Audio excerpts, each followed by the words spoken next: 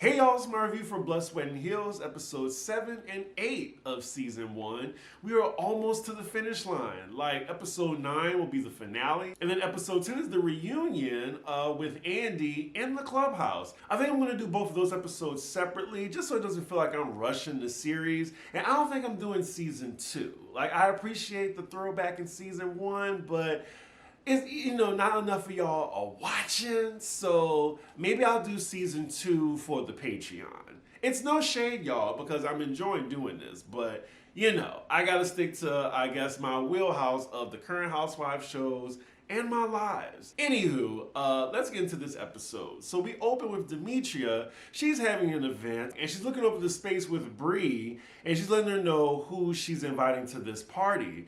All the ladies are invited except for Micah as well as Daisy. Again, she starts to talk about Micah's issue with alcohol, in her opinion, and she said there's been 5 instances where Micah couldn't control her alcohol. Now, production's being messy and showing us those moments, but they could only pull 3. So it looks like Demetria was exaggerating a little bit. Bree's then telling Demetria that she met up with Micah in the last episode, and it did not go well. We cut to her confessional. She says she still has love for Micah, and maybe down the line they'll rekindle their friendship. I think it died after this season. Wow, these ladies just do not see it from Micah. And it's not even that Micah did anything to Demetria. I just think Demetria is embarrassed by her. At least Bree and Micah have real beef. So next scene we're with Micah and her boyfriend Terry. Her mom is visiting, and we're just getting background on her mom, their relationship, and her mom is there to support her since her dad just passed. Now, her parents aren't together. I think they have been together for a very long time, since she was very young. She also lets us know that she's had a church background since her mom is a pastor, and she starts to talk about speaking tongues. We cut to her confessional, and she starts to speak tongues, Lord. I mean, Micah was made for reality TV. It saddens me that she's not on TV anymore. She's talking about how excited she was when she started speaking tongues, and as soon as she did, she called her mom with excitement. So then Micah's mom starts asking her about her relationship with Terry and when are they getting married? They're kind of like looking at each other nervously. And come to find out, Micah's mom does not know the cheatation that went on between Terry and Micah. Like, soon as she met Terry, he was cheating on her. Like, low-key, Micah was the other woman and didn't know about it. Anywho, next scene we're with Demetria once again, and this time she's meeting Melissa at her place of work. She works at this realty firm where she still has not sold a house successfully. They're meeting in her conference room, and once Demetria finds out that she hasn't sold a house yet, we cut to her confessional, and she said she wonders how Melissa can make money without using her body or sexuality. I'm sure Melissa did not like hearing that when she was watching this season back. So they're talking, and Melissa wants Demetria to participate in this mentorship that she's doing for kids. And while they're talking about this, Melissa gets a call from Daisy. She puts Daisy on speaker, and Daisy's inviting her to her book event, I believe, another one. And, Melissa lets her know that Demetria is there. Daisy takes this opportunity to just, invite Demetria to the event. She's like, oh, you were on my list. Are you able to make it? Demetria quickly and effortlessly declines Daisy's invite. It was just so smooth with it. She's like, oh no, I'm sorry, I won't be able to make it. Didn't give her a reason. And then Daisy's like, oh, okay, well, I'm sorry, I really want you to be there. Hopefully we can link soon. And Demetria said, let's hope. And that was the end of the call. Demetria is very no-nonsense for people she just don't see it for. The way Melissa is just looking at Demetria, and Demetria's like, what? And she just still does not see it for Daisy since that dinner in episode 2. We are now in episode 7. She is still not fucking with Daisy since then. I think sooner or later they're going to have a sit down because their beef isn't that deep. Next scene we're with Daisy, and her mom is visiting as well. Is this a Mother's Day episode? And today just so happens to be Mother's Day. What a coincidence. So I'm assuming her mom is in town so she can attend her next event. So as Daisy's getting her glam done, she's updating her mom on the group she's with, telling her about the Louds and the Prouds and how some of the ladies just aren't speaking to each other. And it looks like everyone's coming to her event except for Demetria. Next scene, we're with Melissa and Demetria going to Melissa's book club for the kids. This is a modest group of children. It's 7 of them. And Demetria's just telling them her story of becoming a writer and just encouraging them to follow their dreams. They then start to ask the kids about what their dreams are and what are their obstacles in school. Like, sometimes they're being bullied. And one of the girls was like, yeah, I'm not going to be showing my skin like the other girls. Like, I'm different. And then they start to talk about like how women are disrespected, especially in rap. Oh, wow. A sign of the times. The kids was letting them know that the new term thought means that hoe over there. Wow. I mean, I think we still use thought, but it's just so funny how that word came about. But Melissa, of course, is familiar with that world. Not being a hoe, I'm just saying being in the world of rap. And one of the kids actually knows that she used to be a video girl. I'm pretty sure his parents informed him. He was probably like, Mom, this new book club I'm a part of, it's led by Melissa Ford. Have you heard of her? But anyway, this is really nice what Melissa's doing like some mentoring. It kind of reminds me, like when I was in high school, we were about 17, me and my clique of friends. We started this small organization for high school credit. We called it ICE, Initiating a Circle of Education. And we would tutor kids. I think they were like elementary school kids after school, which randomly has me wondering, like, I wonder where those kids are now. So next scene, we're with Micah having lunch with her mom. Oh, so we see what this lunch is about. So it looks like Micah's mom knows her relationship with Terry because she went walking with Terry and Terry told her. Wow, you let Terry tell her before you? Her mom does not seem pleased finding out this information. It seemed like Michael was stalling telling her mom because her mom was witness to so many ancient men she's been with before. She says in her confessional that she was engaged 3 times already, and all 3 of those men cheated on her. Anywho, Michael's trying to convince her mom that everything is fine with her and Terry. As they're talking, it seems like her mom is fine with it, but I'm not sure if her mom is shading her by telling her, well, I always knew you wanted to be a baby mama. What? I mean, I get if she said, I know you always wanted to be a mother, but a baby mama?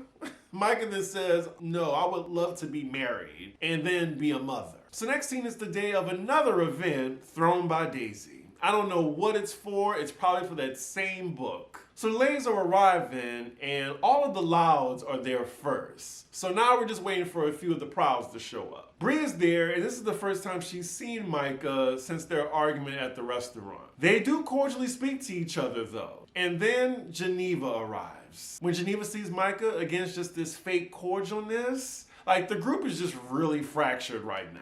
In her confessional, she says she still feels some type of way about her and Micah's confrontation in the Hamptons. So as the event's going along, Micah's boyfriend approaches Bree and says he really thinks they should talk about it. Now, I think Terry should have never intervened, but then they're going back and forth and he's trying to be diplomatic about it, but Bree thinks she's always right, and then Micah doesn't think she did anything wrong. So as they're talking, then Micah approaches the conversation, and now she's wondering, well, Terry, what do you mean by that? And he's like, he feels both sides can be sympathetic. Then Bree's like, oh, well, what you trying to say, Terry? I'm not sympathetic. I don't like it. So they're all on this merry-go-round about the Hamptons, and then Bree brings Geneva into the argument, making things worse. As Terry's trying to talk to Geneva, Geneva shuts him down and says, well, Terry, you weren't even there. Why don't you let Micah talk? And then now they're saying that, they thought Micah's behavior was because of something that was going on between Micah and Terry. Like, did they break up? So now Terry has had enough. Now he wants to just bow out the conversation. But now it looks like they're making a scene, and now Daisy and Melissa's across the room, and they're noticing this. We're back with the chaos, and it looks like they're now having 2 different conversations. Like, Bree and Terry are talking, and then next to them is Geneva and Micah talking. Micah's telling Geneva not to judge her, and then Geneva's confronting Micah about being called a Wesley Snipes bitch. We cut to Micah's confessional, and she's doubling down on what she said. She said, you treated me nasty and ugly, so I said you look like Wesley Snipes in To Wong Fu. He played Noxzema. Production does a side-by-side, y'all. Would you look at that? I mean, they're being so messy. Now, I understand. I get it. I get it. I really do. It was a different time, and I know what she means, but it can still be seen as problematic. Geneva then tells Micah she feels like that was rooted in colorism. You know, she don't go around calling her a high yellow heifer. Micah's still trying to defend her point, and now the hands are being involved. It's not going well. I think Daisy and Melissa need to go over and break this up. The argument is escalating, and I'm not comfortable seeing this. I mean, I know they don't get into a fight, but the way Micah's towering over Geneva and putting her hands in her face, Geneva then exits the conversation and tells Micah that she's about to get smacked. And Micah's like, well, I'm right here. I am curious though, if they squared up, y'all, who would y'all think would win in a fight? Cause look, we know Geneva now, like she loves the tussle. It finally happened in the second season. We haven't gotten there yet. Micah says she would love to see her pop her. She says in her confessional, it would be to Wong Fu all over the walls. Can she stop it with the Wong Fu references? So then we see Geneva exiting the party. Bree's telling the other ladies goodbye and actually hugs Micah and says she would actually love to work on their friendship. And they leave it there. I would just like to say, if Terry would have never approached Bree, this confrontation would have never happened. We're now with Bree as she's joining Geneva in the cab, and Geneva is heated. She's calling Micah an adult in diapers, a hood rat with a Chanel bag. So next scene is the following day. We're with Micah and Terry, and he's telling her like how he told her mom about the background of their relationship and how they actually met. It seems like Micah isn't mad at him for telling her before she had a chance to. I think he probably told her mom was because her mom had this expectation of them getting married right away, and he's like, well, hold on. This is the history of our relationship, so we're taking our time. So then they're talking about counseling, since he said her mom brought it up to him.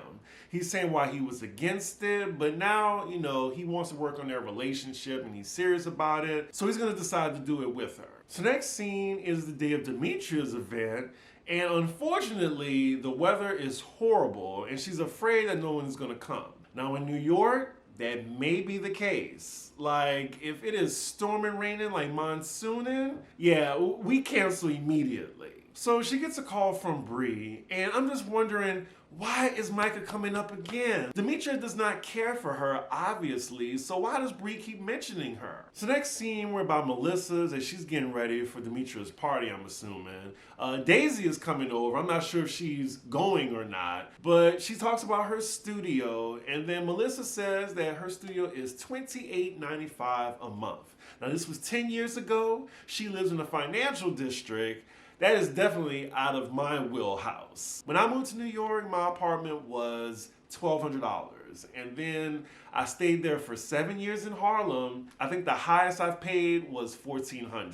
$28.95, absolutely not. I see why she said she was sinking while on this show. Like, that is very high, you know, for the size studio that she has. Oh, so we find out that Daisy is not invited to this event, but she is going anyway. Well, that's going to work out well. Now, Melissa, you know you're wrong for that. So Demetria has no idea that Daisy is coming. Melissa says she doesn't care because she wants them to have an adult conversation with each other. And she thinks the day of Demetria's event is the day to have it. So next scene, we're at the event. It looks packed. People came anyway, regardless of the weather.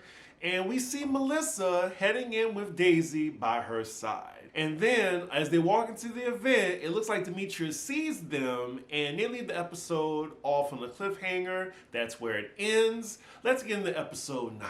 So the episode opens. The dramatic music is killing me right now. Like the violins, like dun dun dun dun dun dun dun dun. They are really hamming this confrontation up. So it seems that Demetria actually doesn't know that Daisy is there yet, even though Melissa just greeted her, didn't tell her who she was with, and now we're at the bar, and it's Daisy, Bree, and Melissa. They're getting drinks. It is not an open bar.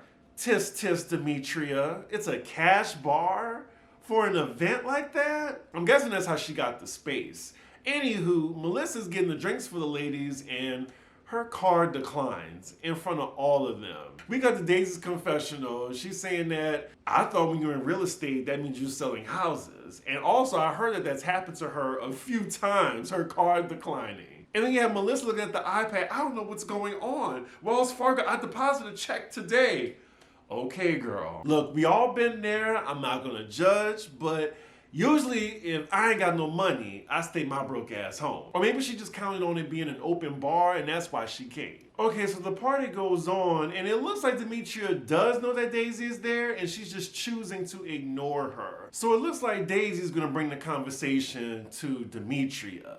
So she says hello to her, they're talking, they're cordial right now. We cut to Demetria's confessional and she's wondering why is she here. Daisy then asks Demetria, how did we get here? Do you know? And Demetria says she does. And Daisy's like, well, can you explain that to me? Because the last time she talked to Demetria was way in the beginning of the season over that dinner. Like this really all started from Daisy's Brooklyn brunch to Demetria writing a blog about it. So they both agree that Demetria's event isn't the time to talk about it, but they do agree to meet up later in the week. But right after that, I think Demetria accidentally bumps a glass over and it smashes on the ground and it actually cuts Daisy's leg. Demetria then feels really bad about it, and they're actually getting along in the process. Wow, and moments later we see Daisy, she really has like a napkin wrapped around her leg. Like she really was bleeding. Demetria clearly feels bad, so now she's all up in Daisy's face. So then she confirms all this in her confessional. She feels bad for cutting Daisy, unintentionally.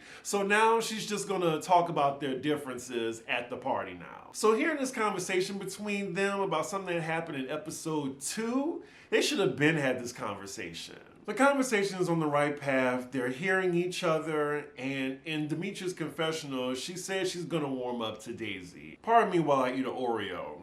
But everything seems good between them. They still agree to talk one-on-one at a different date. So next scene we're with Melissa as she's walking into work. So she's just waltzing through the office. It's the afternoon. She's letting us know that she's hungover, not giving a care, and mind you, she still has not sold the house at this point.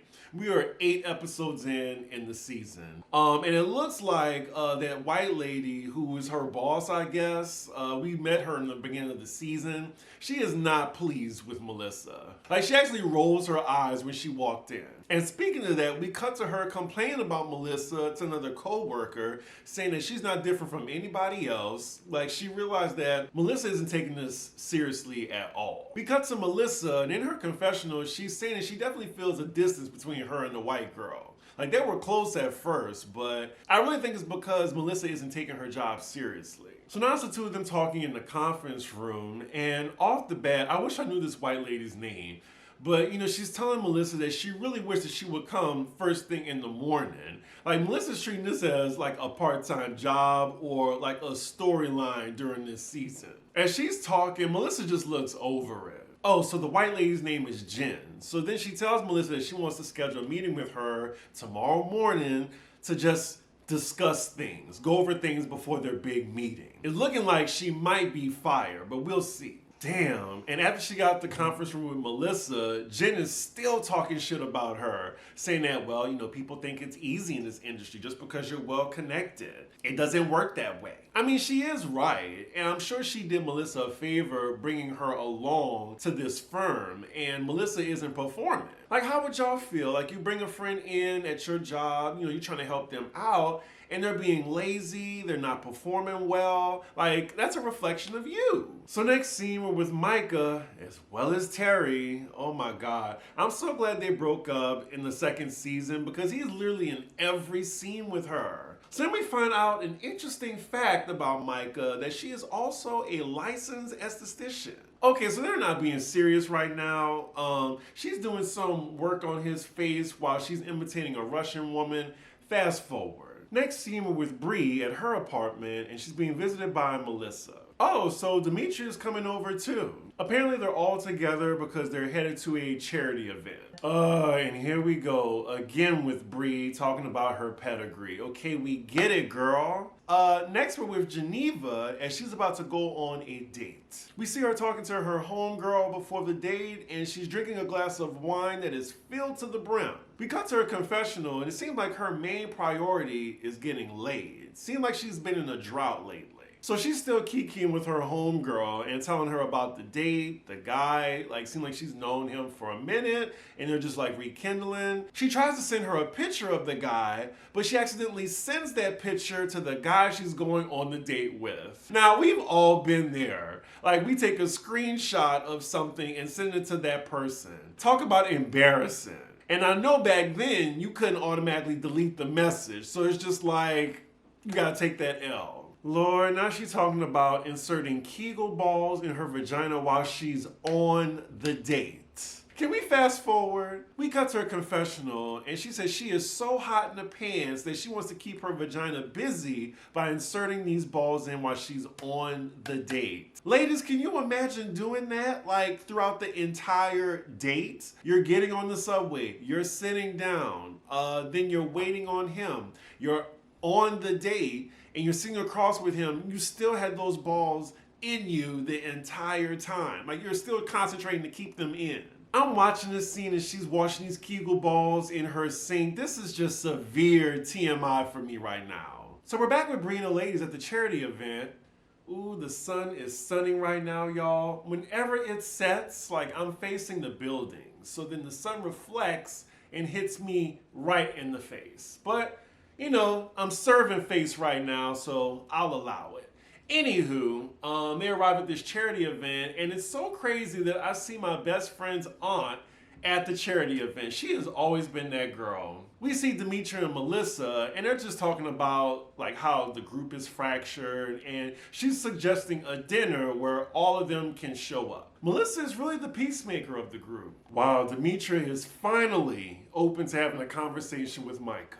So meanwhile, we're with Micah as she's at a different charity event that she didn't invite the other ladies to. I kind of see why, because this event looks way more intimate. So her and Terry are just schmoozing the guests right now, and they're asking them when they're getting married. They've only been together for 2 years. I think that's really fast, personally, to get married after 2 years. I mean, if a kid is involved, maybe, but I'm just saying around this day and age, not 10 years ago, I think at least 5 years for me. Oh, so it looks like we're going back and forth between charity events. We're now back with the other ladies. Oh, Bree is so proud of herself that, you know, her connections to the wealthy people. Again, that's what she's talking about. She's saying how she fits right on in. Speaking of Bree, Melissa does mention to Demetria that she just finds Bree to be an anomaly, not really relatable. Like, she doesn't know hardship. Clearly, Bree has had a soft life, and Melissa doesn't know anything about that. Hell, I don't either.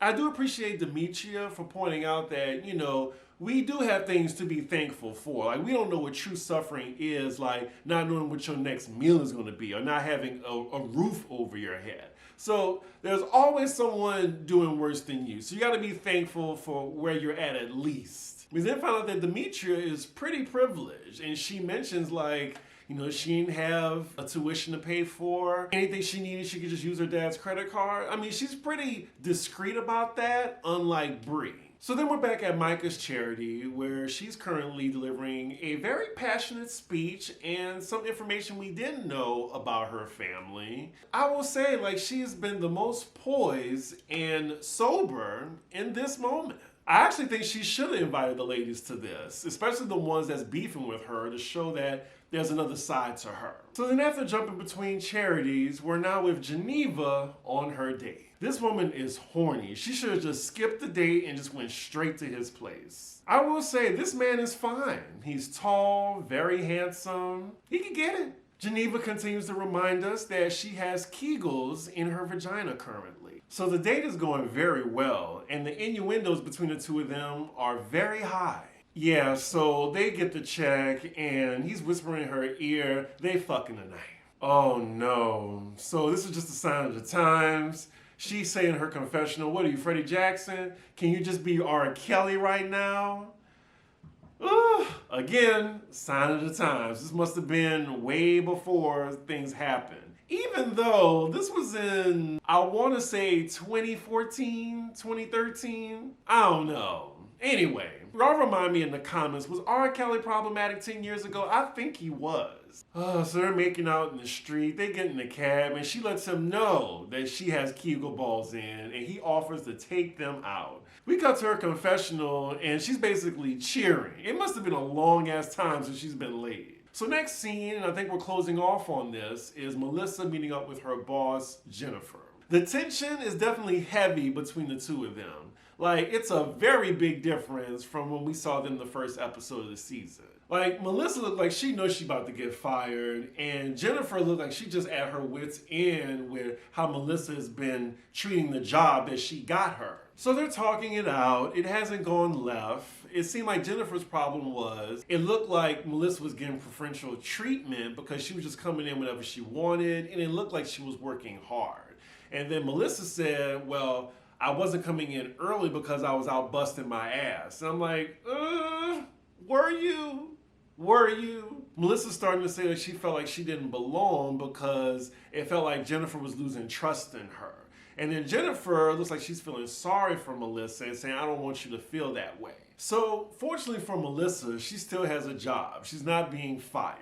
So they're in a good place now, but then Jennifer is telling her that actually she won't be with the company anymore because of family issues. So Melissa won't have that person in her corner anymore. She's going to be her by herself. So next scene we're with Demetria, and she's organizing a get-together for all the ladies to have dinner and settle their beefs. And she's writing out like handwritten invitations. She's mailing them out. That's a little extensive to do when you could just have a little group chat.